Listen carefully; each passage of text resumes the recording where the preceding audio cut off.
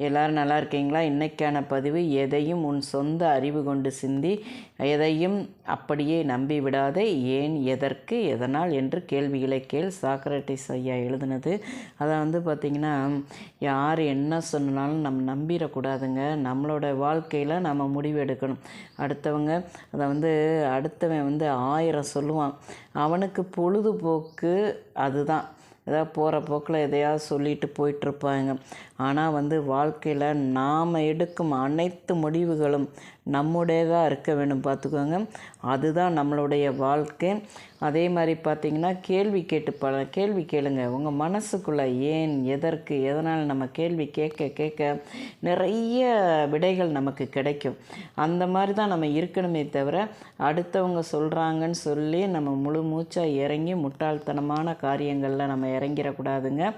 நம்ம வாழ்க்கையில் வெற்றி அடையிறதுக்கு